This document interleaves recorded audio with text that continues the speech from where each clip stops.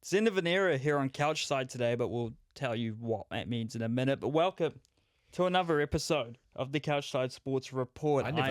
I never thought about it that way, but that's true. It Anyway, is true. carry on. I'm Simon. I'm already interrupting you. And that This is Dylan. just started. Ahead of schedule with the interruptions today. Frick's sake. But welcome back to another episode 7 of the year. First episode of March. It's gone very quick. Bro. Third month of the has year. it? A lot has gone on already, and a lot is starting back up in the world of sport. But before we get into it, please like and subscribe everywhere you can. We're here on YouTube. We're here on Spotify. If you haven't already, like or follow us or subscribe. And if you haven't already, we're on Instagram and TikTok at CouchSide.network. Yes, sir. That is correct. Dylan is I love how you had to ask that. And we've been doing this for 47 episodes. .network. Double check. Well, probably close to 50 considering we've done a few specials. So... yeah, this is a good point. Yeah, this is a good that's point. a very, very good point. But Dylan, how's it hanging? Yeah, pretty good, mate. You're right. You're right, though. It is an end of an era today. It is. It is. In this episode, should we just tell them what's happening? Yeah. Yeah, might as well. This is Dylan's moving to China. No. Oh my god. Oh, I'm man. kidding. Beautiful place, but No. for the most part. But in saying that, I am moving.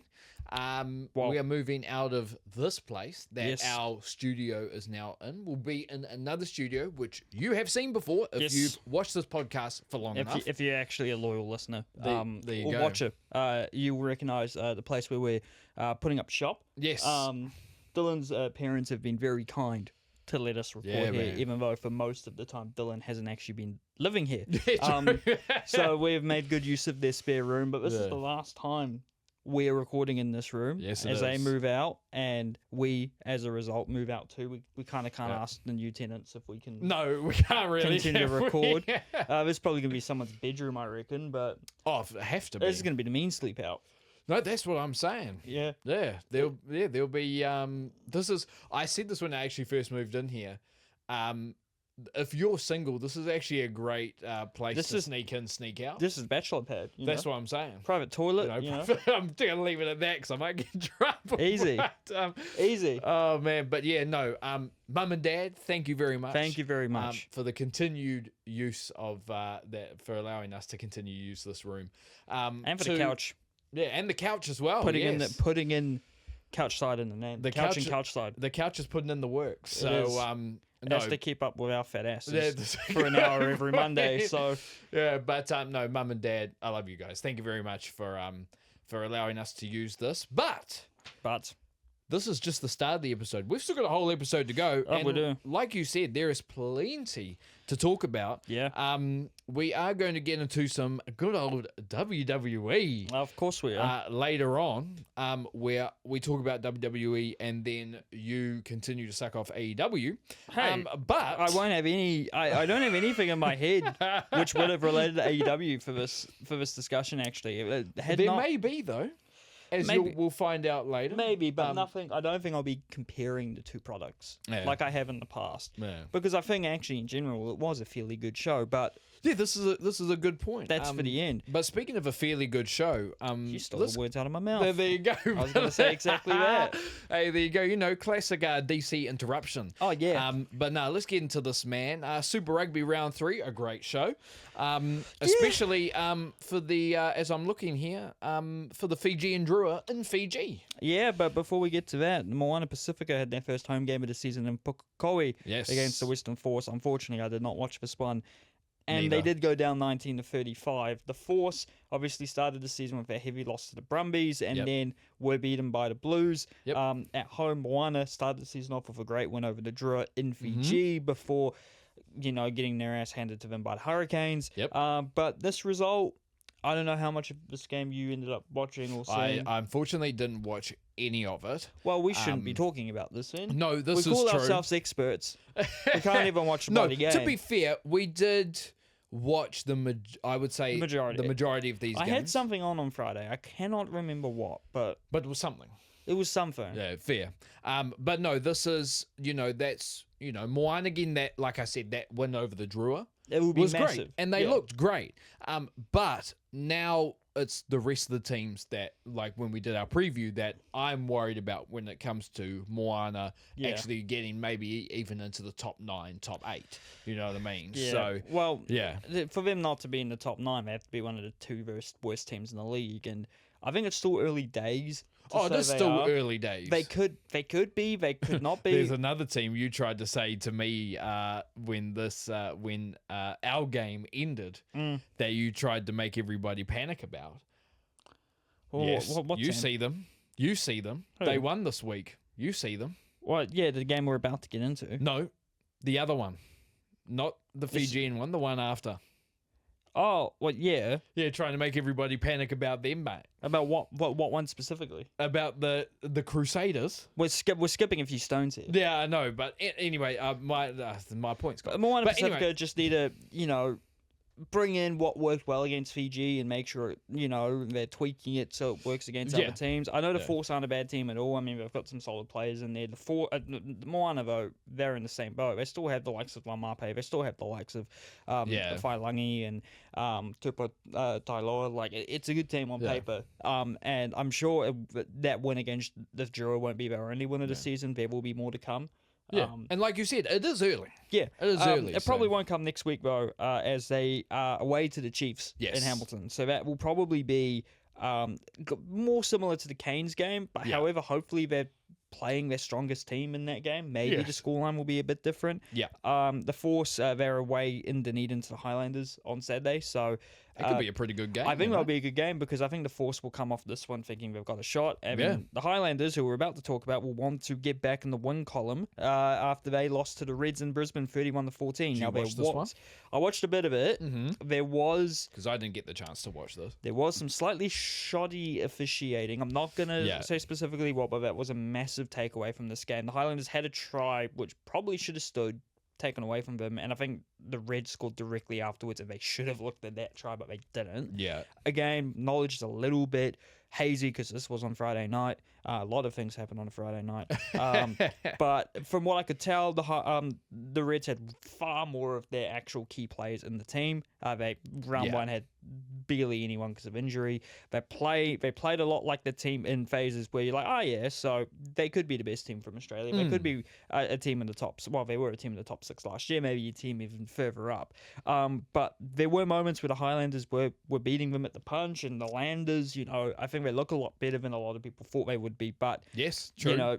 I think a lot of people thought the Reds would be a lot better than the Highlanders in the greater scheme of things. But the Highlanders will have a lot to take on the chin. Like, they were in this game for a little bit. Unfortunately, it just went away from them. I think they'll feel like at home against the Force they have a very decent shot to win. And if they do, they'll be 2-2. It's not a bad record to have after 4 games.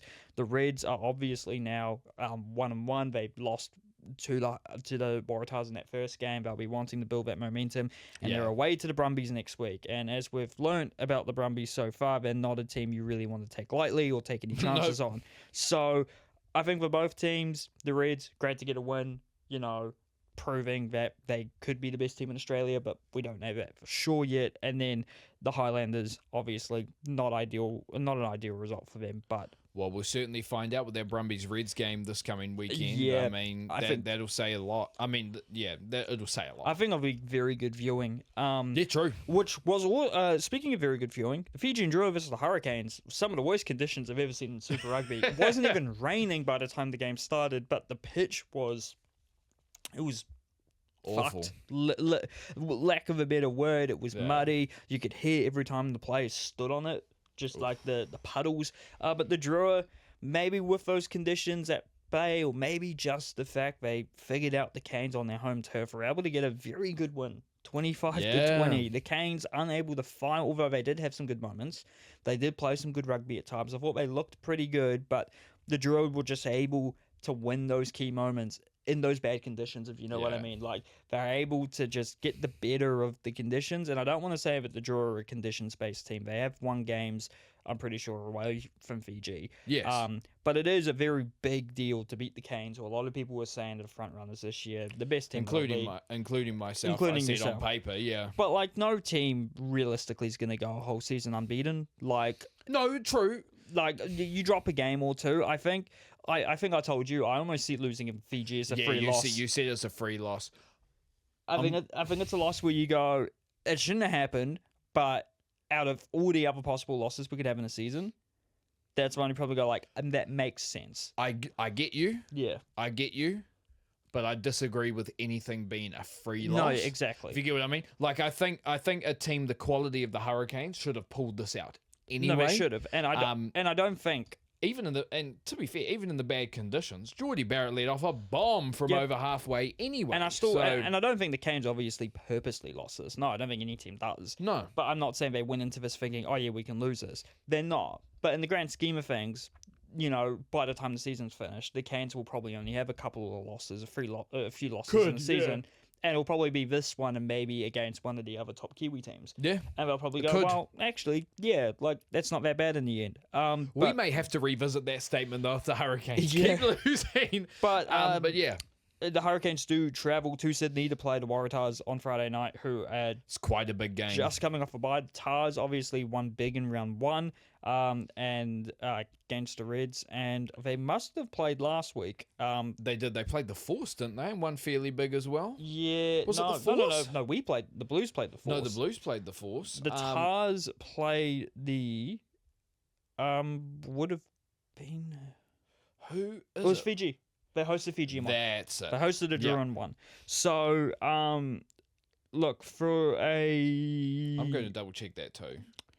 But that is going to be a Hurricanes big will game. think they've probably got the better team for the Waratahs, but you can't... Yeah, that was the draw. Yeah. You can't, ignore the likes of Jorgensen and Swelly and that whole team. No. On their day, they turn it up, you're screwed. They are 2-0. Do you know what I mean? Yeah, like, but the Hurricanes have a very good team as well. So I feel like they're probably probably favourites against the Tars. It won't be easy, but I think they'll pull it out. I think they'll want to avenge the loss to Fiji, yes, obviously. Definitely.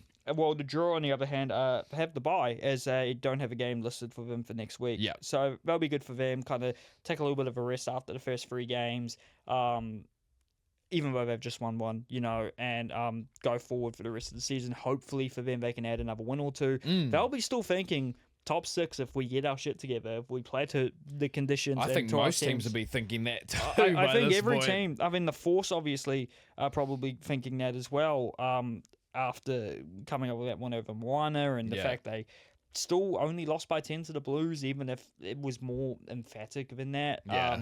So we'll see what happens. But we move on to the 2, I guess, bigger games of the week. The Chiefs hosting the Crusaders, and the scoreline, I think, did the Chiefs a little bit of a justice here in the end. 33-43. Yeah, in the end, yeah. The Crusaders were the Chiefs started off strong, but then the Crusaders really brought this game back. Chiefs went up 14-0. Yeah, and the Crusaders brought it back. And played some emphatic rugby, some great end-to-end rugby, but unfortunately, one key point that I remember, because you were reiterating it to me and I could see it, was Leroy Carter getting absolutely bested in the air. Yep. Unfortunately, that's not a great look when you consider that Leroy is a front runner to be a starting All Black wing again, and one of the main reasons the All Blacks struggled a lot this last season was because of inability under the high ball. Yeah. It was Shea Fihaki getting the best of him, I'm pretty sure. Shea Fihaki did have a great game. Shea and Leroy will probably be, at each other's throats for an All Black spot in terms of... I don't know if Shea's starting for the All Blacks. I think it might be more like... you actually did this last year with a little... You sent this to me, but you made a whole pretty much Excel spreadsheet of what you tiers of players pretty much. I think that it's more Leroy Carter fighting with the Caleb Tangi-Toes. Yes. I would still put Caleb Clark above him. Well, yeah. But I think he's more fighting with... now, let's be real. Winger is, like we've said, wide open. It's very wide open. But, and we'll talk about this next game with the Blues. I think Caleb Clark proved it again. Oh, yeah. But, yeah, it's an interesting conversation there. But I think what makes it worse is that... And now, to be fair, I say this... I've got to give him credit because he was the one that when we went to the All Blacks game against South Africa, literally in the first 2 minutes, caught a cross kick and went over, but it's not like Amoni Narawa is necessarily really known No. for catching high ball, even though he can. Yeah. So it's, I think that's why I said to you with the Chiefs, it's like, man, if you want to beat the Chiefs, You have to win the forward battle, Yeah. so that you can then win the kicking battle. And if you have wingers that are really good under the high ball, bomb it to the back three and see what happens. It was really how the Blues bet them last year. It was, Caleb Clark got the better of Leroy Carter, I'm pretty sure, or Leroy Carter was just not doing well under the high ball against the Blues. Yeah, even I can't remember who was on the other wing. Would have been Cole Forbes at the time. That would have been Mark. No, it would have been Mark. Yes. So who would have, so... Would have been Marky Mark. It's going to be interesting to see how they adjust, because they now do have KT, Kyron Tomoifalo there, who is great under the high ball. But who didn't play in this game. Yeah. And I think apart from the high ball, Leroy Carter's an exceptional winger. And Absolutely. He showed it in this game right great at the winger. end, almost ran the entire pitch to score Yeah, to make he it did. a bonus point loss for the Chiefs. But yeah, the Crusaders just looked very, very good in general. They look like the Crusaders that we know, and that's the scary. Crusaders that we were expecting to see from round one. Yeah. Although you saw flashes of it True. throughout the game. I didn't watch as much of this as I wanted to. So I did, and I did actually watch the entire thing. Good. I think I did it as well, but no, I was distracted by by something else. That by we're external going to events, Yes, which we're not going to talk about in the podcast. Yeah, because it's a sports podcast. But I did watch this whole game. That Crusaders team looked like that Crusaders team of old. Yeah. It was, I say of old, of what we know. Yeah, of last year. And I said this to you as well. Christian Leawilli is an All Black dude. Yeah. To me, it's not even like, because most people are like, I think a lot of people will be like, what are you talking about? But I said to you, this guy at 8 does all these small things so freaking well. Yeah. He plays like a Crusader. That's what Crusaders do. That's why they're so good. But he does all the small things right. And boy, do we need more of that. Yeah. When we're what's it called, for the All Blacks, like he'll make the tackles when he needs to, like he'll make every tackle pretty much.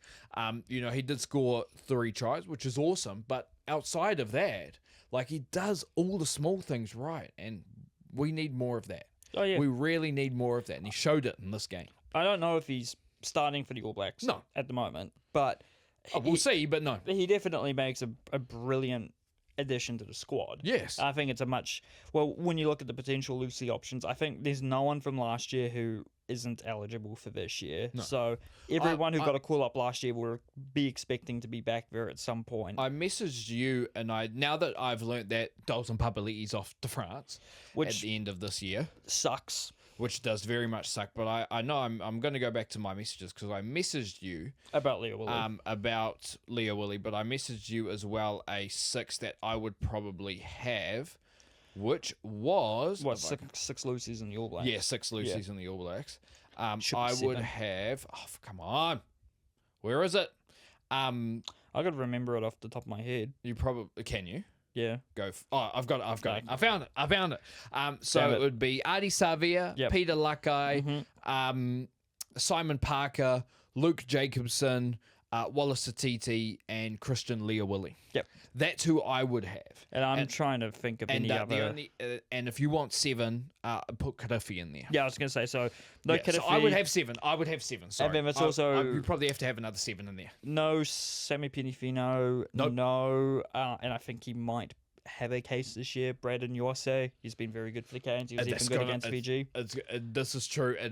I think that'll depend on how good the Hurricanes do this year. But even when the Hurricanes did well and made the semi-final, he still didn't make the team. But and to be fair, the Blues won it, and neither did Hoskins. I think USA's taken a jump from last year, even after Absolutely. that. And then also there's the case of Blackadder. Like, if Blackadder stays healthy, he's a very intriguing option. He can play very well at blindside. He can also do the job at open side.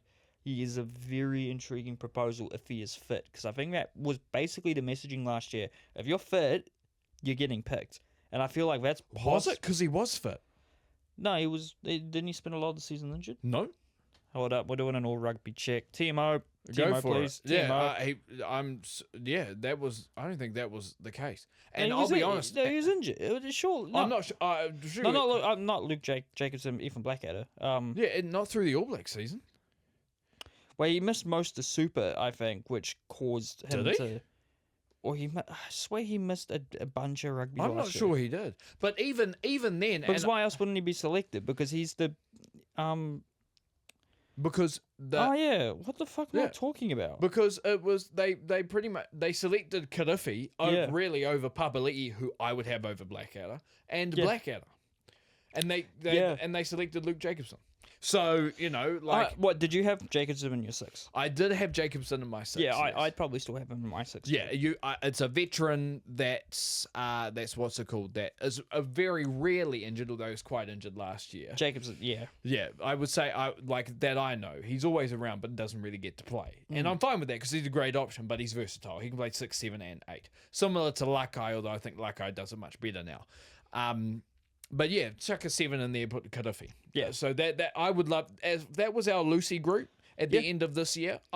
That's a great Yeah. Lucy group to me. I'm trying to think if we've missed anyone else potentially from the team. I don't think we have. But and the guys on the Highlanders at the moment, I think, are just too young. yeah, I saw someone mention, oh, Lucas Casey could be an apprentice, which I'm not against. But I'm thinking, Not this year, dude. But is there any other potential players who would make more sense as an apprentice over Lucas Casey? Possibly. You could call Lakai still an apprentice with how young he is. Yeah, but he's playing though. Yeah, You but know, yeah. apprentices are the guys who aren't playing. No, a good point. I'm not sure I'd bring him in just for that. No, it'd be like when yet. they brought in Artie, like in 2012, where he was clearly just there to see the environment, and they're like, in 4 years you'll get caught up in it. And they did the same with Almora. Yeah, All Black 15 though.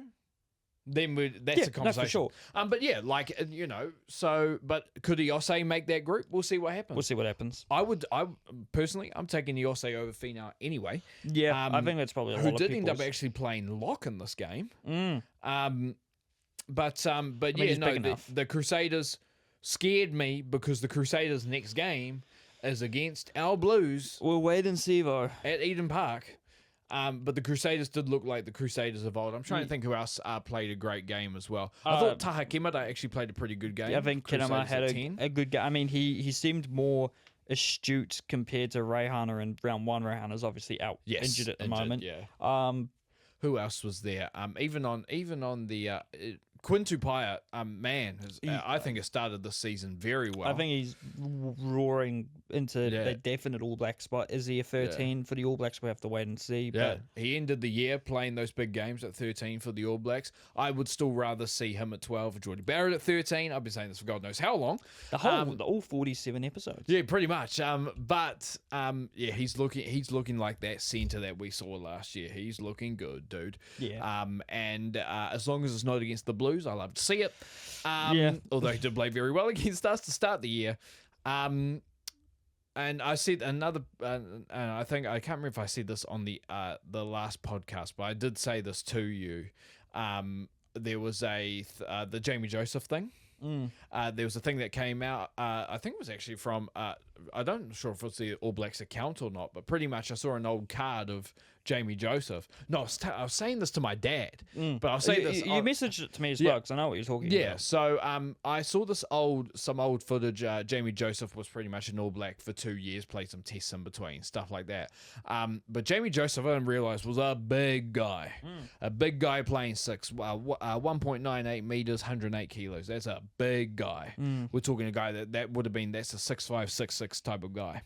6'7" maybe. Yeah. Oh, what was that? Hey. But no, what was I going to say? But yeah, he had this. They had this card, and they were describing how he played, and pretty much said he was an enforcer, and his locking experience helped him with that. And I'm like, my goodness. I'm looking at this going, man, that sounds like Tupou. It does a bit. That sounds like Tupou. And Tupou's a funny guy. I think the Chiefs got a bit too caught up in the noise in this game. I think Tupou needs to improve that slightly, although even if he does get fired up, he usually doesn't anyway. Yeah. But yeah, man, if Jamie Joseph becomes the All Blacks coach like we think he will, man, I would not be surprised if he tries to move Tupou to 6. We'll because see he's it. like, man, that sounds a little bit like me. Do you know what I mean? No, exactly. And we'll see because we've got plenty of locking depth, so maybe it does make sense. But We do. Yeah, but also I think we've got plenty of Lucy's who can do the job as well. But we have to wait and see if Jamie Joseph does get the job, and also if he decides to go in All Blacks are direction. taking New Zealand Rugby's taking their sweet old time. But we'll move on to the last game of the round as well. Our Blues playing the Brumbies in Canberra, and we had this game. We had it and we blew it. Had this game. 30-27 final score. Brumbies score in the final minute. I don't think we need to spend too much time on this because I think we can rattle off all the points very quickly. Yeah, but we've got to take that on the chest, dude, as I always say. Blues need to stay disciplined. That was the one thing catching them all game is just staying disciplined, conceding the stupid penalty calls. You know. Like I said this to you as well, it's not even about the penalties. No. I think it's about the discipline outside. Yes, penalties were bad. We gave up 16. But outside of that, it was like that last pass, drop it. Yeah. Last pass, not accurate. The basics. You know, the basics. That's the discipline I'm talking about. But Caleb Clark basically almost won this game on his own. It felt like he looked really good, high ball, just powering through. Unfortunately, did go off injured. Did stay back and sign everyone's autograph, though, despite clearly being in pain. Hopefully, it's not serious. If he misses the Crusaders game, sure, that is a bit of a concern, but as long as he's healthy for the All Blacks, because I think we really need him at 11 heading into South Africa. Yep. We need him. I don't want him to get injured. Yep. Apart from that, from the Blues' point of view, I can't really think of anyone who was on the exact same level as Caleb Clark. AJ Lambo played a great game. AJ Lamb looked really good. It's a shame he's also going overseas. That try was tough. Yeah. That try was tough. I thought Zahn Sullivan has played really well to start the year. I think this game wasn't as good, but was still pretty good. There's still and I think this will be a thing for him. He's still very young. He's 25, yeah. Yeah, but there's a little bit of head-scratching decisions. Yeah. Where I'm looking and going, should he have kicked that? Should he have bombed that? Because he has a bomb of a leg. I think there was a lot of calls in that game where it's like, why are we kicking it dead? You know, why are we doing that? Finlay Christie fell a little bit in love with the box kick, which he does tend to do. He thought he was playing South Africa at Eden Park again. And to be fair, all of his box kicks against South Africa at Eden Park, he kicked out of bounds, which I loved. Yeah, it's a time and a place. He made some good ones, but he fell too in love with it. Oh man, the Brumbies are such a well-conditioned team. I think that's the main thing. And the Brumbies, I would say, had a bad game compared to what they've had. Quick and will make you pay for any mistake. And that they did with us. And I think I know I said at the beginning of the season, I thought the Reds would be the best team from Australia. I think after 3 games, you'd say it's the Brumbies. They're possibly the best team in the competition right now. It could be, man. I know they only narrowly beat the Blues, but they went to town on the Crusaders last week, and then before that, they very easily dispatched the Force. So there was a rumor going around that Stephen Larkin might be an assistant coach for the All Blacks. That's a coup and a half. And that would be. I think we need to calm down a little bit on it. But honestly, that could be. Yeah. Honestly, if Australia don't go sniffing, I don't see why they don't. They're dumb.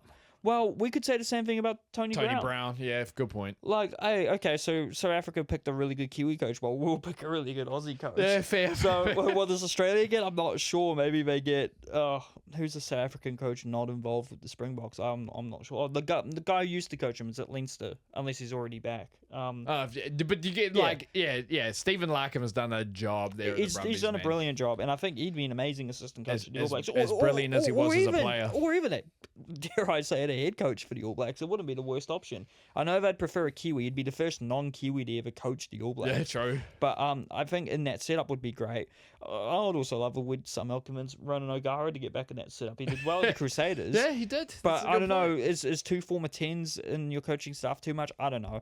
But for the Blues, look, just fix the discipline, and I think they're still a top 6 team. And I think they're going to have to. And going against the Crusaders, I genuinely think if the discipline is sorted, and also ideally if Caleb Clark's not injured and not missing this game, then we do have a shot at Eden Park. The Crusaders already shown that they can lose to the Highlanders. They can lose to whoever they played, the Brumbies. Yeah. You know, yes, they beat the Chiefs very convincingly, but that's just one game, obviously. They have to maintain that. They have to keep it going. I'm still scared. Oh, yeah, well, because the Crusaders at Eden Park these past few years is just it's not good for the But Blues. it's only man. round 4, you know? You don't True. know what's going to happen.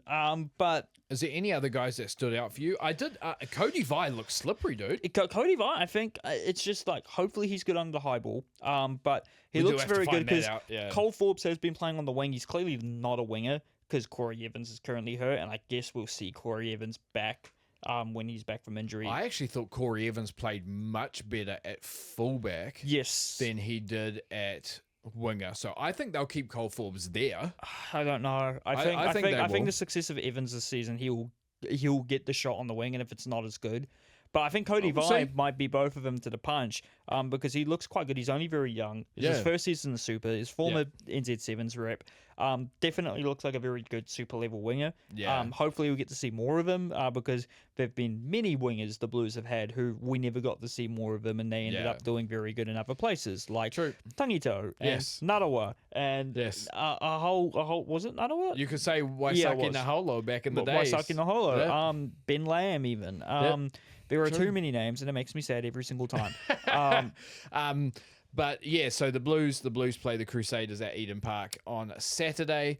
I Big- won't be able to go to that game. I'll be out, but I'm going to try my best to watch it. Yeah, well, I'll hopefully we'll be watching it.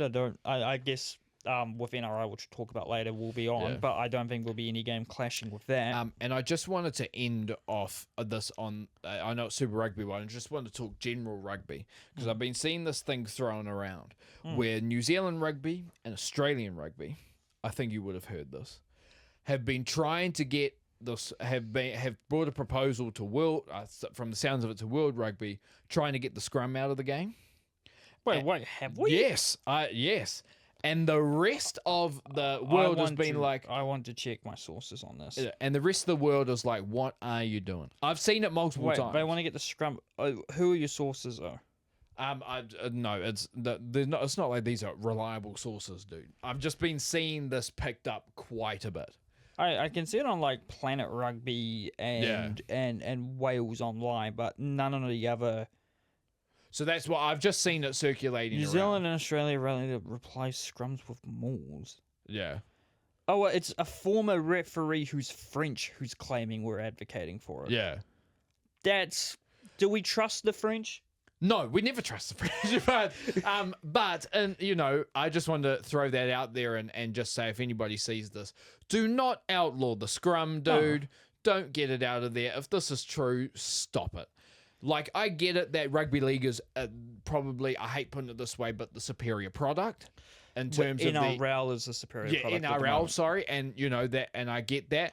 I have some And- words but- about the NRL later. But we can speed up play while Without getting- keeping the beauty of what rugby union is. And we're doing a very good job this year without going to Timo every 2 minutes. Exactly. Yeah, So, you know what I mean? Like, it's like, please don't. there's other ways. If this is true, New Zealand rugby, Australia rugby, just don't. Don't. Just don't. And if anybody who's watching this thinks we can't be critical of our own guys, hello. Hey, we're critical about New Zealand rugby every fucking week on this podcast. Yeah, but I know there's going to be people out there being like, oh, it's a bias. Also, I seen you this clip earlier today what of was somebody in the UK, as a Scottish guy, clearly trying to say that Finn Russell's better than Dan Carter. Stop No. smoking, No, dude. absolutely not. Stop I'm not- smoking. But don't get rid of the scrum. Keep the beauty of rugby union, Yeah. man. We can work with that. But let's speaking- move on to the A-League, But man. speaking of smoking, Auckland FC back on form. 3-0 win over Melbourne City. Love in it. Auckland, goals to Logan Rogerson, Jesse Randall, and Guillermo Mai. Don't really need to say much more about that. Great win over a decent team. Yep. We take those back-to-back wins. To Phoenix, however, go down 1-0 at home to Sydney FC. It was interim manager Chris Greenacre's first game in charge. Yep. Knicks were denied a penalty, which probably should have stood by VAR, and they ended up conceding a goal to Alexander Popovich. The Knicks are away to Adelaide on Friday at 9:30, and Auckland FC host Perth on Sunday at 3 p.m. Good little distance derby. Auckland are still second on the table, just 2 points off Newcastle, and they're 3 points ahead of Sydney, but Auckland do have the best goal difference in the league. Yep. And Jesse Randall's also on top of the goals charts with 9. I did not know that. Shout out. Shout out. Could he claim top goal scorer of the season before he goes to Dundee? We'll see. Wellington, however, are bottom of the table on 12th on 20 points. The Wanderers are also on 20 points ahead on goal difference. However, The Knicks are only 5 points off 6 for 7 games to go. It's fairly close. Yeah, the dream's not dead, but they're going to have to work their asses off for it. Ain't that the truth? Very quickly, T20 World Cup, after the Black Caps' no result against Pakistan, they dispatched Sri Lanka by 61 runs, but would eventually go down to England by 4 wickets, but there was only 3 balls left. Despite the loss, New Zealand have qualified for the semis on run rate, but they will take on a very good South African side on Thursday at 2:30. Yes, but it could be a 50-50 game, some people are saying. England will England will play India on Friday at 2:30 in the other semi. The final is on Monday morning at 2:30, so maybe... We also do love a little Black Cap South Africa semi-final. Yeah, we do. If you remember... 2015. Grant Elliott, baby. What a game. It was the only game of cricket my dad ever watched. Really? Yeah, my dad actually, because I caught him in the room watching and we watched it, and I'm like, why is Dad? He's like, because it's a great ending. I'm like, yeah, no shit. But Vegas and rugby league, do they go hand in hand? I don't know, but NRL Vegas was back for a 3rd season. The Knights, the Cowboys, the Bulldogs, and the Dragons all took place. The Knights got the first win of the season. They weren't great last year, but now with Dylan Brown on the side, they look pretty good, and they took down the Cowboys 28-18. Brown's not a 7, but played at 7 and didn't seem too bad. Kalen Ponga played very well, as he always does at fullback, and they have a number of very good pieces on the team as well. A bit underrated. I don't know how well they're going to do this season, though. The Bulldogs, however, get a double golden point win against the Dragons thanks to a Stephen Crichton field goal, 15-14. I'm surprised the Dragons played this well. Apparently they were robbed as well. Apparently the Bulldogs captain should have gone off in this game. My friend was telling me, but I only watched the 2 golden points of this game. So I didn't see that. No. But Crichton's a dog, dude. That dude can play. He's a magnificent player. Yeah. Obviously, Panthers probably wishing they didn't let him go, but I think the Panthers still have Casey McLean. Yeah, he's still only 19, which is a bit crazy. Yeah. But that was the start of round 1 for the NRL for this season, and continues on Thursday at 10 o'clock with Storm versus the Eels on some Thursday night football. Or rugby, I should say. The Warriors get their first game of the season hosting the Roosters on Friday at 8 p.m. The Broncos then host the Panthers on Friday at 10 p.m. in a massive game to start the season for both. The Sharks play the Titans on Saturday at 7:30. The Sea Eagles play the Raiders on Saturday at 9:35. And you get Dolphins Dragons at 6. That can't be Dolphins Dragons because the Dragons played in Vegas, I'm pretty sure. They'll be the Dolphins versus someone. Would that not be the process of elimination? There's 2 teams we haven't said yet. The Rabbitohs? Yeah, the Rabbitohs you haven't said. The Rabbitohs or the Raiders. Yes.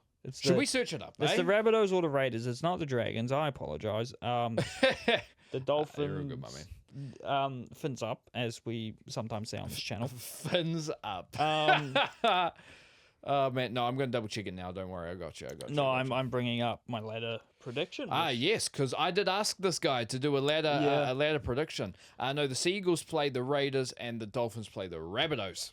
Okay, so I wonder who has the bye. Who knows? But does anybody have the bye? Well, there's 17 teams in the NRL. Well, that's a very good point. The Tigers. I'm yes, smart. There you go, the Tigers. But no, I did ask you to do a table because I thought might as well do one. Might as well. You're way more of an expert on rugby league than I am. I won't call myself an expert, but we'll laugh at this at the end of the season. Very easily, 17 Titans. Rough. Easy pick. 16 Sea Eagles. They've lost a lot. Cherry Evans. So they're not predicted to do very well. So I've got them in 16th, just below the Cowboys in 15th, who were obviously in Vegas and looked okay. I've got the Dragons in 14th. I've then got the Bunnies. No, I don't have the Bunnies. I have the Knights in 13th. I think that's quite the improvement.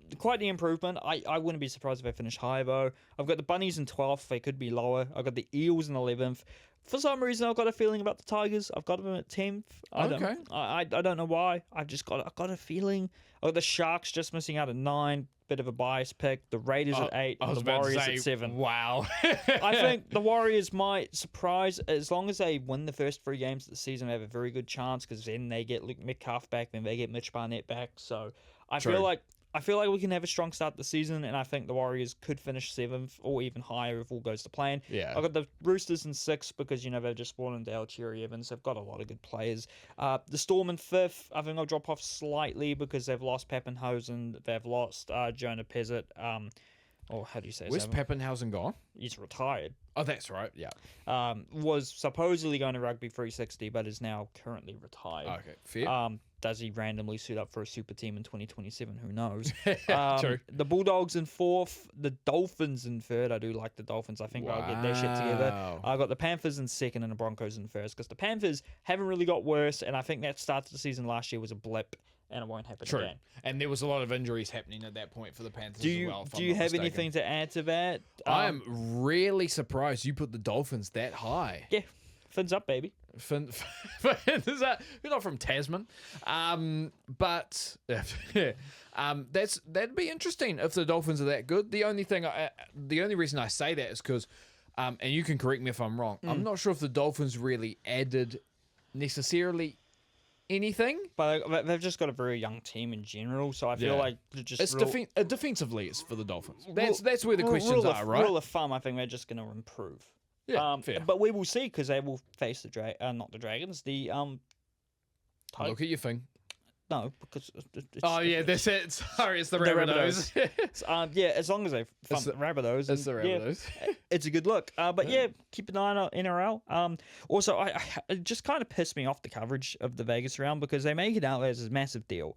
Like, oh, we're taking over America. It's like, okay, then why are you looking at not having it in America next year if you've taken over it? And it's mostly because they're like, oh, Marketing, dude, come on. no, it's like, oh, look at all these people. Like, we're such a global game. Look at all the fans in the stadium. It's like, yeah, you got 40,000 fans, a 60,000 capacity stadium, and at least 25,000 of those fans have came from Australia. I think it's a bit, like all of these Aussies who are probably waiting to go on holiday somewhere, and they're like, we'll go to Vegas and watch our league team from down the road. Yeah. And I think it's a bit like misleading. Like, okay, you got 15,000 locals, cool, sweet. Don't sell it as 40, but also they're like, oh, this is the great. I think it was Peter V'landys was interviewed on like the coverage. It's like, oh, this is the greatest game in the world. And we're showing the greatest games to everyone. The greatest game. Like, we've got the greatest product. But then every other story, like they're talking about, oh yeah, all the NFL teams are here scouting our players. It's like, I'm sorry, if you're the greatest league in the world, why are you actively advertising your players to a different sport? Shouldn't it be the opposite? Shouldn't you be showing, no, this is how good our guys are? No, you're not getting them. Not like, oh yeah, take our guys, please. It's good publicity. No. It's hypocritical. I do get what you're saying.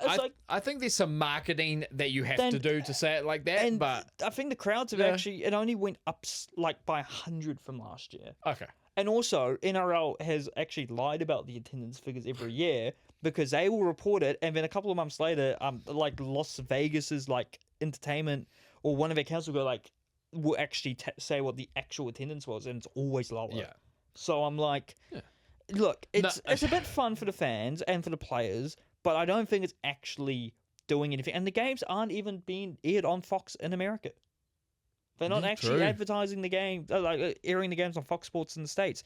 So it's like, okay, it's a good show, but like I don't think this is like doing this whole growing the game thing they're trying to tell everyone. Because I feel like, for example, if Super Rugby came over instead, I think attendance would be quite a lot better. Would be not nearly as many fans coming over for it. It would be far more neutral fans coming. And I think they'd probably take a whole round there, I assume. Would it be fair to say then that rugby league is taking its first steps to going global rather than it's taking But and I think it's just marketing, dude. I'm not gonna lie. It is a marketing ploy, but they're showing it as like the game growing to new heights. But I don't even know if they are technically new heights. I think it's the first step to it, maybe growing to new heights. But I feel like there were a lot of other better steps to do than just have your best league go to Vegas for 2 games in the season. I think actually caring about your World Cup and not decreasing the amount of teams competing in it would make sense, and also actually figuring out your international eligibility, which I don't have a massive problem with it. I kind of just feel like it should be you play for one and you can swap once, like it is in Union. You can swap once, but once you've swapped, you're committing to it. And I know it does kind of clash with, I think, a lot of the intentions of league players compared to union players when it comes to representing where they're from and where their family's from, because it's unlike any other sport in the league. And I don't have a problem with that. In the world, No, sorry, in the world, because it's a very unique scenario. We have a lot of players from both Australia and New Zealand who have family from both countries, but from family from the islands and family from elsewhere, and they want to represent them. And international rugby is clearly the easiest way. But then obviously people get confused on what a national team is and think it's a team. Yeah, it's an ethnic team when it's not. Yeah. You know, the New Zealand national, the Kiwis are for people from New Zealand, born in New Zealand or have a New Zealand relative. Yeah. And if a guy is born in New Zealand, but he happens to be Samoan, he still has every right to play for New Zealand, and Samoa and shouldn't. And I still see posts to this day. It is March 2026, and I'll get posts of people posting the Kiwis team, which won the Pacific Championship, with the flag showing what one's a Samoan. Guys, it's been 4 months. It's been so long, and you can't grasp the point. You can have 2 nationalities and more than one ethnicity. You know, just because someone's Samoan, they don't have to only play for Samoan, because they could easily be Māori. They could easily also be Tongan. There's a lot of dual national guys. Yeah. It's like, look, if you had a full every best Samoan player, you guys would have won. But if New Zealand had every single player from the Samoan team who was born in New Zealand, they would smack everyone out of the water. It goes both ways. Yeah. And I think people need to stop getting so worked up on it, because it does, it just makes... I think people are just trying to trying to find a way to not take the loss on the chest. Oh, yeah, it's crazy that you're still doing that in March when it finished in November. Like, the World Cup is this year. Like, calm down a bit. Wait to the World Cup. But I think with rugby league, we got to take some losses on the chest, guys. Yeah, come on. I think rugby league, because it's pretty much controlled by the NRL, because it's the biggest league in the sport. And it makes all the plays, even though they lose more of the international challenge games they have every year than I'd like to say. Look, I think they just international expansion is, you know, something they should be looking at and they should be doing. Yes, but I think it's maybe slightly, there's other better ways to do it than taking games to Vegas at the start of the season. Although I'm not against taking games to overseas, I'm arguing there's probably better markets to take it overseas. And I think I took it with a friend. They should just rotate the start of the season in the NRL and the Super League, having the first rounds of both competitions or an early round of Super League. Have it in Australia and New Zealand one year, both competitions, and then take all of them to England another year. Yeah, it's a good argument. Genuinely. Yeah. Like, you could have double headers of both NRL games, or all NRL games, or as many as you can, with Super League tie. And then with Super League, you do the same. And maybe have a couple of additional ones, because there's more NRL teams than Super League teams. I feel like rugby league, it does have to expand internationally. Rugby union has always been a threat to it, because league, whether you'd like to admit it or not, has always been concentrated in 2 states of Australia, the north of England, and now New Zealand. Yes. It's not really played with that, and also, although they don't make as much of a contribution internationally, Papua New Guinea's league mad, we know that. Yes, true. Compared to Union, which has New Zealand, also has a decent chunk of Australia, has all of the United Kingdom and Ireland at this point, plus France, plus Italy, plus Georgia, plus growing communities in Spain and Portugal, plus Romania, and then also you have more people playing Union in the United States and in Canada. You have Argentina. Yep. You have growing communities for Super Rugby Americas. You have Japan, which has no league presence whatsoever, and a whole bunch of other countries. So they do need to. And that's you know, I'm only just because I'm kind of filtering through it. I guess the key point there is, if you want the international game to grow, you need the international teams to do it. Yeah. And you are right. Like, you know, Super Rugby is not as big of a club game as NRL. No. But my God, those international teams, you're right. And it is bigger. Where people... If Rugby League could have both in some way... Yeah. I'm not sure rugby union can come back from that. But honestly, the league's international game, it's growing, but it feels like they're handicapping it. Like, the Samoan, Tongan, and Fijian teams are getting stronger than ever, and I love that. I think a lot... the one thing I don't want people to take from this, like, I don't like those teams getting better and people representing those teams over New Zealand. That's not the point at all. No. Not at all. Never was. I want those players, but to play for those teams, I just feel like they do have to, maybe rein it in. So, because I feel like some players, it feels like they want to play for one team one season, one team the other season, and flip-flop. International sport isn't about flip-flopping. You play for a team and you commit. But in a lot of sports, and I approve of this, you can swap depending on the eligibility per sport. I feel like you can swap, but it's a one-time thing. Yeah, it's a one-timer. It's a one-timer. You can't flip-flop because it's not club rugby, it's international rugby. Yes. You're representing your country, and you can represent multiple countries based on your ties, whether it's nationality or ethnicity, right? But you can only swap once. Yeah, I get you. I feel like only swapping once is fair. I know some people will cry foul saying it's not, like, maybe you have more than two teams, maybe there's extra rules for that, I don't know. But look, yeah, Vegas, cool, whatever.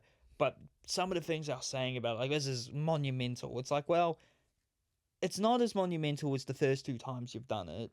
Yeah. And there's probably other ways. They've been also talking about next year being a complete global round where every game is played in a different country. And they were saying, we could have games in Dubai, we could have games in Japan, we could have games in Europe. And it's like, cool, but, like, will it happen? It will cost a lot of money. It will. And local fans will lose. A lot of local fans will lose another game. Yeah. I don't think I really want to do that. Yeah. So we'll wait and see. Yeah. If you want to grow the international game, I think it's got to start with the international teams. Yes. Like I said, let's give an example here. I know the NBA does games around the world and stuff like that with their teams. But what really made the NBA game global? Let's be real. 1992 Dream Team, and it was the US team when they finally let professionals or NBA players really at the Olympics play at the Olympics. Yeah, but they played for their international team, and that's how you grow the game. And I feel like with the NBA, they're obviously in a better position to have games overseas. Because they are a much more established league globally. Yes. They actually have TV figures from other countries which would warrant them to play games in those countries. I do not believe the NFL does have that. The NRL. No, the NFL I don't think actually has that. The NFL's getting there. The NFL only can. The NFL does kind of almost like Vegas round where they have teams play overseas throughout the season, like the NBA does. But the NFL do not have an international game and will never have an international game. Yeah, it'd be interesting. And that is a different to the NRL. But I think the NFL does have warrantable viewership in other countries to warrant these games. I compared to the NRL, and also there will never be proper international American football because the game is genuinely dominated by just one nation. It's only played at the highest level in one nation. Exactly. It's not like basketball where there are so many top teams now. Yeah. And they can survive off the numbers that they're doing just in the States alone. Exactly. So, it's two completely different ball games. But if they wanted to go global, they got some work to do. Exactly. But yeah, just like the NRL does. And I don't think you're wrong, but I think it starts because we've been talking about this for a while. Yeah, but this has been a rant, sorry. We're going to, I think it's, if you're going to grow the international game, it starts with the international teams. Yeah. And I think that's because people feel more loyal and more of a connection to the international teams as well. They want to represent their country, and it's a beautiful thing about sport. Exactly. I just feel like you have to make sure it doesn't get too out of hand, because then you'll have, it won't happen in league. It's happened in other sports where you basically get paid $1 million to take a passport from a country you've never been to before to play for them. So that only happens in basketball, but they do limit it to just one player on your team. Very true. I still think it's a nuts thing. I think basketball has actually. Oh no, they still kind of the same.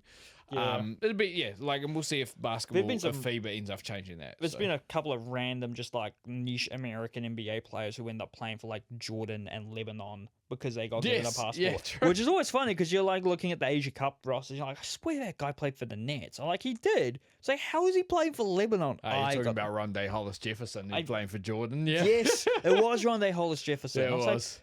God, I was trying to remember who it was, but we've talked about this for way too long, and we've only got one piece of ANBL news. Yeah. This was something you were talking about very much at the start of the season, and it has happened. Yeah. But yeah, so just a little ANBL news. I'm not going to go through the playoffs because the Breakers aren't in it. But the Breakers, I don't care. Hello, we say what fans we're teams of, what teams we're fans of all the time. Who cares? The Breakers have parted ways though with their coach Peter Koppinen, Coach Kopp, after 2 seasons. It sounds like he's going to try and get a job closer to home in Finland or somewhere in Europe.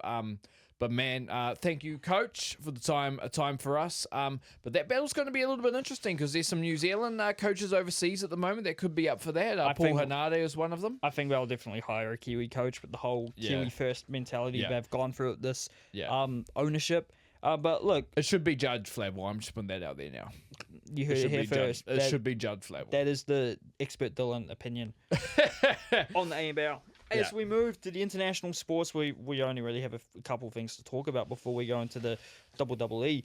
The NBA, big deal. Second half of the season is here. A couple of things of note. Yeah, a couple of big games there. The Spurs continue their ahead of schedule growth this week. I think they did lose recently, but they've just been on a big winning streak. But they did have a big win, 114-103 over the first place in the East Pistons. Also, the Cavs got a big win over the Knicks, 109-94. The Pistons did actually get the win over the Thunder as well, 124-116, kind of avenging that Spurs loss. And the Suns got a huge win over the Lakers, 113-108. And then the Thunder got a hard-fought win in overtime over the Nuggets, although there was a little controversy there.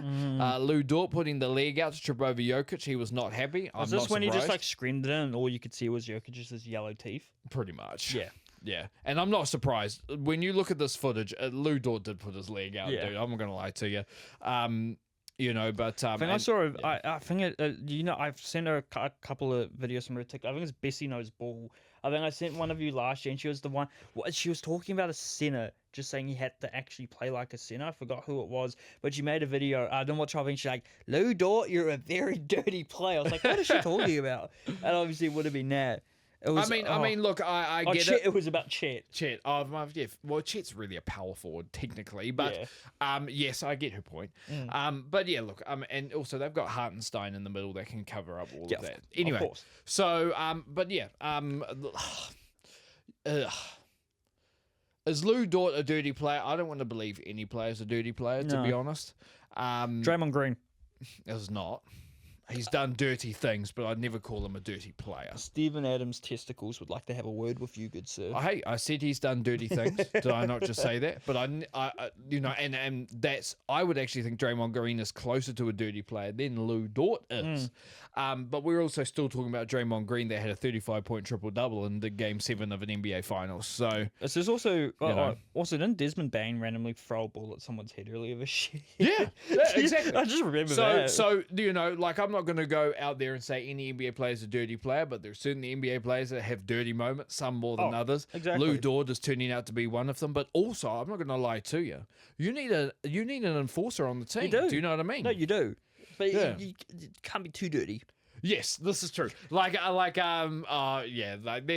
even as a Warriors fan, there's some stuff Draymond's done where I'm like, dude, stop it. But at the same time, man, what that guy brings defensively is crazy, and still kind of is, to be honest. We can stop glazing Draymond Green now. Do you want to go through the standings yourself? I guess I can a bit quickly. Go on, because I see you got them up at the moment. Well, no, this is actually something completely different. I was going to do a little thing we might start doing. Okay. Have I not been charging my laptop the whole time? Sorry, guys, we're doing a you're all check. good. I'm going to look over here. No, we haven't. Yes, draft. Has not been charging. Hold up, guys. Draft. Hold up. We don't want this recording.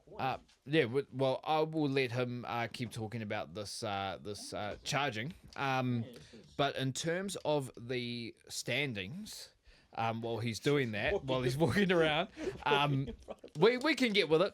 The Pistons still lead the East. They lead it, I think, at the moment by 6 games. I'm going to double check this as well. They lead the East by 6 games over the second place Celtics. The Knicks and Cleveland round out the top 4, and then in the West, OKC lead the Spurs by 2.5 games to top the West, with Houston and Minnesota making up the top 4.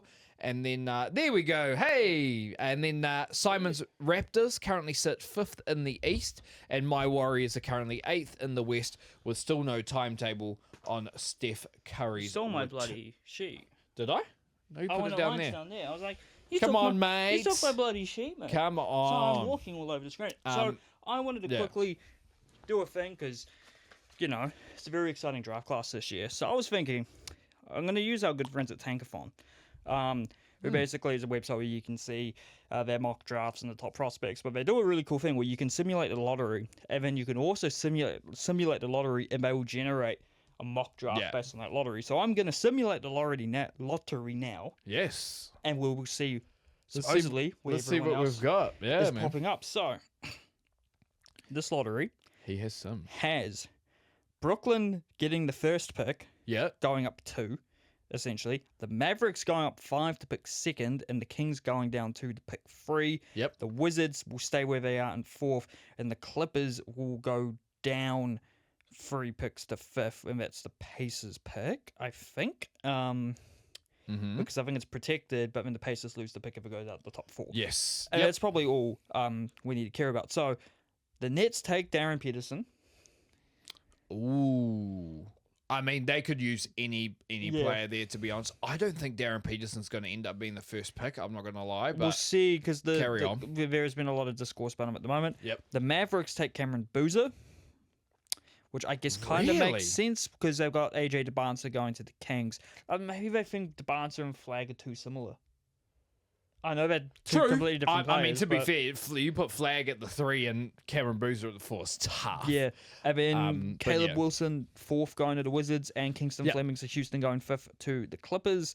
The Clippers could just use... Oh, that's interesting now that the Clippers have Darius Garland.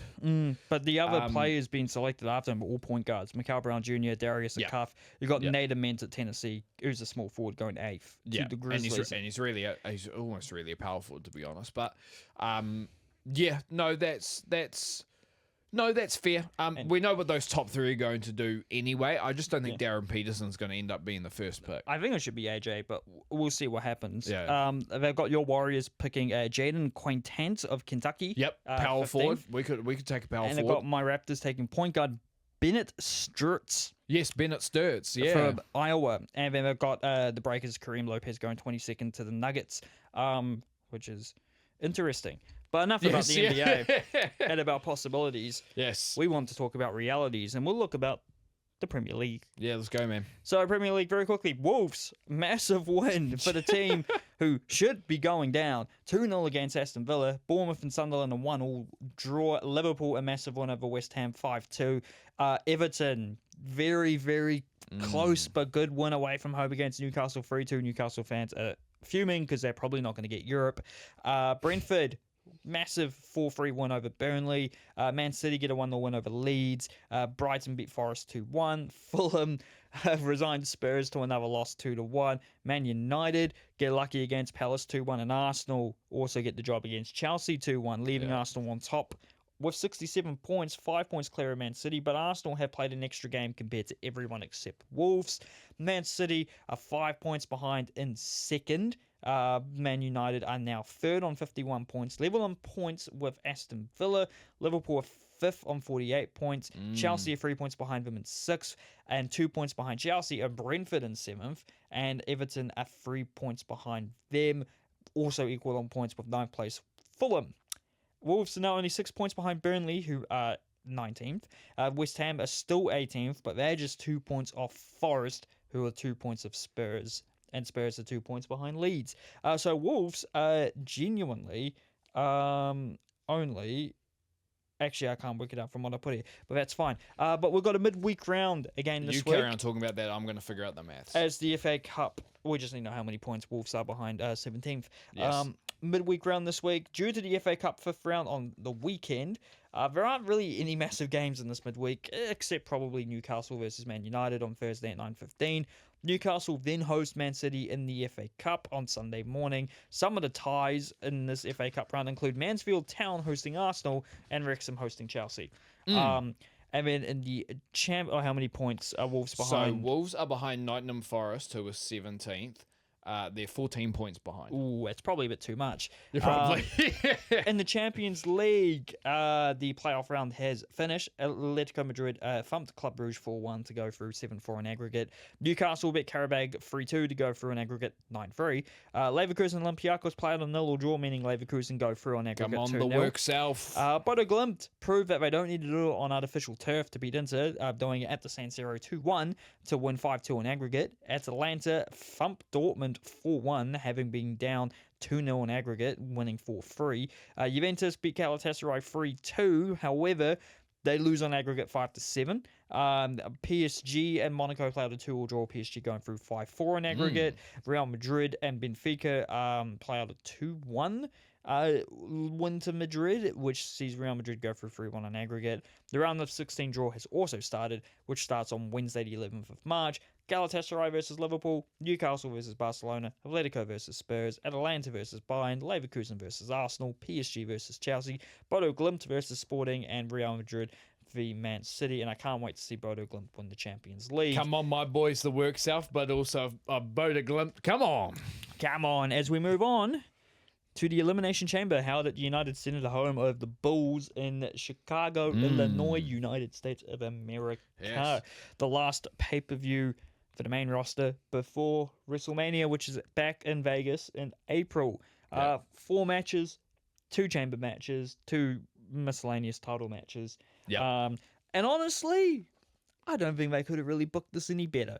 It was pretty good. Personally, the women's chamber featured Rhea Ripley, Kiana James, Alexa Bliss, Raquel Rodriguez, Tiffany Stratton, and Asuka. Some very talented wrestlers in there, and a few who, one in particular, Kiana James, who's missed a bunch of action and has came back and has turned a lot of heads, had a very good performance at the Rumble. And Raquel Rodriguez was very dominant. She eliminated a lot of people. Eventually got taken out, and Rhea Ripley ended up pinning Tiffany Stratton to get the win. And honestly, I don't hate this. I know some people are going to get mad because it's, Rhea's going to get another title. It makes the most sense. Her and Jade, she should be able to carry Jade for a good match. I think they'll have. It'll be a massive fanfare. Does that mean Rhea's moving to SmackDown after that? I guess it does, and I don't think it's the worst decision in the world. It does confuse me where Io Sky fits into Mania. She's kind of disappeared for a bit. I assume she's somewhere, but probably, hopefully. But look, I'm not against Rhea winning it. I think it's a more intriguing matchup than having a rematch of Stratton versus Jade Cargill. I wouldn't have been upset to see Alexa Bliss in there or Asuka, really. And Kiana James, Raquel Rodriguez, maybe not this year, but maybe next year. But I thought it was an entertaining match. I think all the matches here were fine. I don't know what your opinion was. I thought most of these matches were really good. I thought most of these matches were really good. I did think they got the chamber bookings right. With the people they had in it, I think they got the chamber bookings right. So, I have no problem with Rhea Ripley winning that. I think it'll be a really good match. You're talking about two, fairly, I would say big as in height.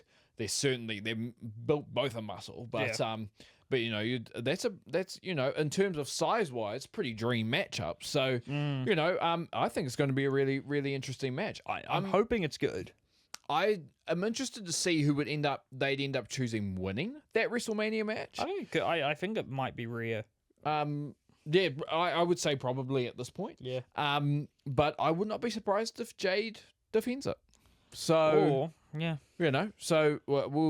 see what happens. But I think they got this right. Alternatively, does Jade drop it before Mania? Who knows? Good point. It'd be very controversial if she did. But we had a Women's Intercontinental Championship match between Becky Lynch, the current champion, and AJ Lee. Surprise, surprise. AJ Lee, who's now on the adopted. Yeah, how are you going to have CM Punk's wife not win it in CM Punk's hometown? Do you know what I mean? I mean, there were some good moments here. The ref getting basically out of the match for a little bit was great. It was actually, I was surprised that AJ won it after that because she made Becky tap out. I thought, okay, so Becky's going to win this, but no, it was a good swerve. I liked how they went with it. Hopefully AJ's on TV more regularly to defend it. I assume she will defend it at Mania, where she might drop it, she might retain it. We'll see who she faces. And then after that, her husband, CM Punk, who came in with the Chicago Bulls opening with theme the song, Michael Jordan era theme song. which was Loved great. it. And They also got the announcer as well, They Ray did. Clay. Go. they got the PA guy in as he faced Finn Balor once again to defend his World Heavyweight Championship, and unsurprisingly, Punk got the job done. Yeah. I'd love Finn Balor to have a run at one of these world titles, man, but the timing's just hasn't worked out for him yet. It was a great match. It was a great match, bro. Yeah, a lot of good elements to it. I was kind of expecting a run-in from the Judgment Day, but it didn't happen. I was kind of suspecting a Judgment Day split here. I think we get that before WrestleMania, though. Either it happens before Mania or during Mania, and what match we will see. True. But then after that, the mystery box. I was so confused. I did not know who this guy was, but you did. So WWE had been given this box a few weeks ago, and it said do not open until the 28th of February, which was Elimination Chamber. And they opened it just before the men's chamber match, and walked out Danhausen, who is an indie wrestler who has been in AEW for a couple of years. Yeah. He got an initial good reaction when they booed him at the end. I feel like he definitely has a place on WWE. He's a comedy character. Yes. But I think it's unlike any other character. So basically, he goes around, from what I know, cursing people and collects teeth. Oh, okay, yeah, definitely a comedy character. Yeah, and he curses. He does like a thing with his arms. His first appearance in AEW, he like emerged from under the ring trying to prevent Adam Cole from taking a chair. And then he cursed him. I think he's a friend of CM Punk's. So most people are basically suspecting that this was and he is the person who coined the term Pepsi Phil. So we think this is a Pepsi Phil hire. I feel like he'll do well because he's only supposed to be on TV for a little bit, like 3 minutes. You know, do some funny thing. I thought his theme song was bangers. His theme song was a little bit bangers. I thought it was bangers. Like, this is great. I thought the dance, a whole bunch of like women dressed in like 70s, 80s burlesque outfits with his makeup. It's just very distinct makeup. Looks like a bit of a demon. He is. I thought they were dressed up like vampires. Well, yeah. Well, kind of like vampires. He kind of is. He's a demon. I think his catchphrase is very nice, very evil. Okay. So he's a character. I'm actually pretty sure one of those vampires / burlesque, vampire burlesque people. Yeah. One of them was actually his wife. Who, funny enough, is a professional burlesque dancer. There you go. Hey, I have That's a little very bit good point. But when he came out, I was like, "Is this going to be Brock Lesnar?" I'm not going to lie. No. As soon as I saw the coffin, I knew it was Danhausen. I was like, okay. I'm interested to see how he fits in the actual picture. I think there's going to be some great segments with him. Do you think he fits in enough to do something at WrestleMania? Possibly. I mean, they fit in Joe Hendry last year. Yeah, fair. I think Joe Hendry might have some. Yeah, but Joe Hendry a little bit different. You know what I mean? Everybody knows who Joe Hendry is. No, I can't wait for Glad to see him more in NXT Danhausen too, by versus Mr. Iguana at WrestleMania. Book it. That would be tough, Book bro. it. That'd be tough. I think a lot of people were just confused why he was a main roster PLE reveal because he is a comedy character, but I thought it was just kind of funny. Yeah, it is funny. That's what I found a bit weird. I'm like, you could have revealed him like in like a less bigger way. They circumstances, definitely put it on a pedestal, but I'm not against it. I thought it was funny. Yeah. I think there's allowed to be a little bit of funny in the seriousness and whatnot. Absolutely, man. Come on. Yeah. Otherwise, what are we doing? It's funny. It's like the crate. It was like people on Twitter were like, did Tony Khan send this crate to WWE with a "Do Not Return the Sender" sticker on it? And I thought that was kind of funny. But I'm interested to see how he works out. Does he end up appear on Raw on Monday? Does he appear on SmackDown? Be interesting to see. But the men's chamber match, stacked lineup. You had Cody Rhodes with Randy Orton, LA Knight, Trick Williams, Javon Evans, and Logan Paul.